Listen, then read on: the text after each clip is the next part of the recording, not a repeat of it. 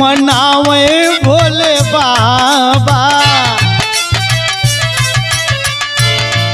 मनावे भोले बाबा, नंदी को हाय हो मनावे भोले बाबा। नंदी को हाय हो मनावे भोले बाबा, नंदी को हाय हो मनावे भोले बाबा।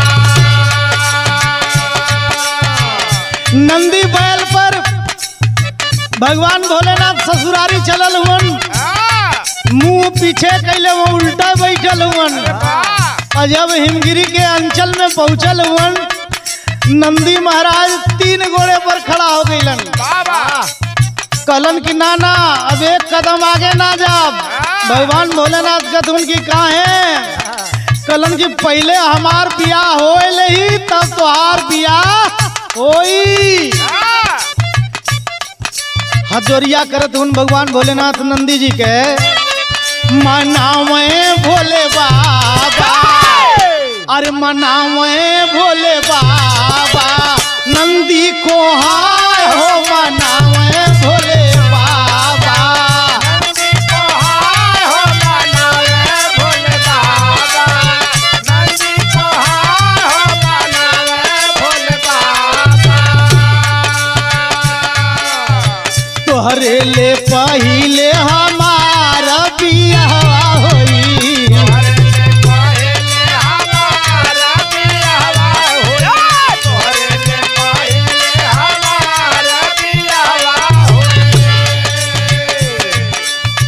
तब हमरे तोहारे में, तब हमरे तोहारे के बीच में निभावा होई।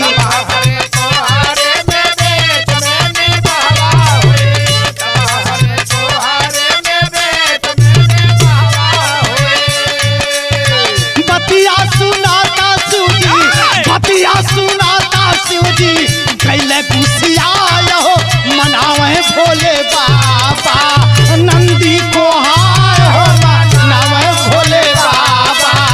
नंदी को हाय हो मनावे भोले बाबा, नंदी को हाय हो मनावे भोले बाबा। ए बाबूजी जीत कह गईलन, जीत कह गईलन नंदी जी, और भगवान भोलेनाथ के क्रोध आ गल। नंदी के पेटावा में मारे तीरा सुलावा रामा,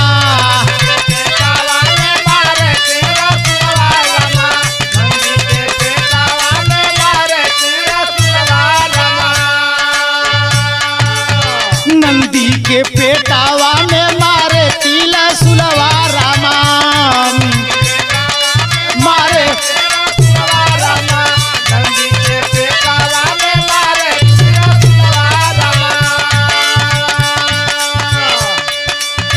पेटवा फटल शिवजी सोच भइल भुलावा रामा, पेटवा शिवजी सोच भइल भुलावा रामा।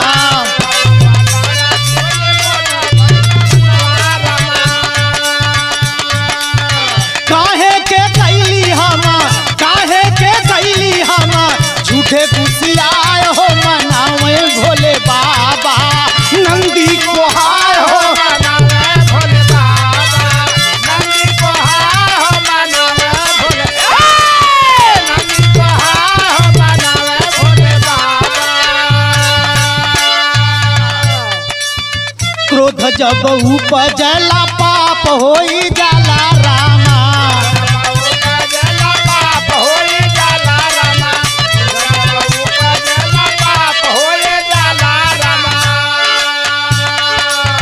पपवा के भैले पश्चाताप होई जाला रामा।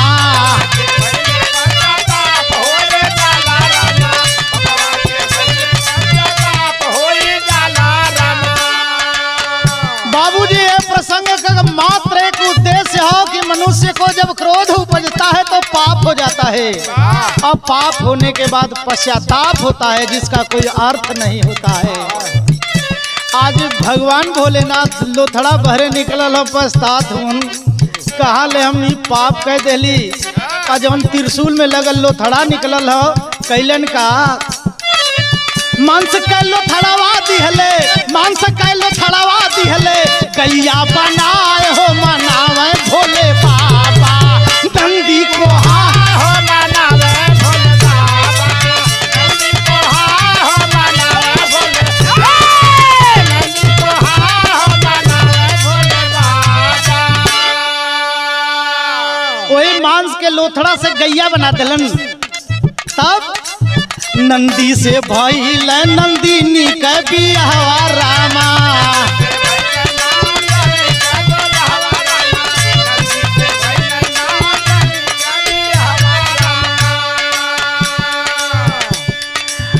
जुग जुगले होते आवल दोनों में निभावा रामा।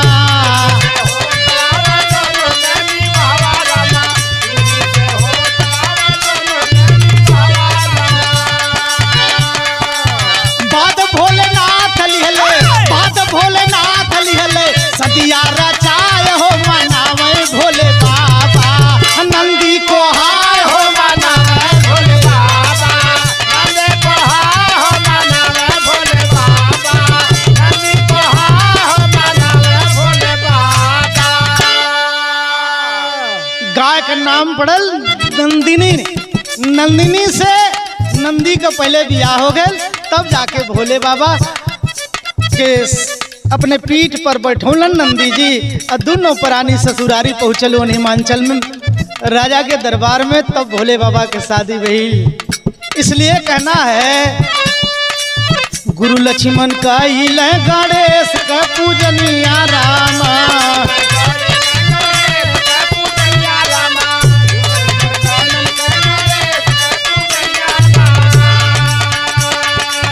भगवान दास गाँव राम धार दुनिया रामा।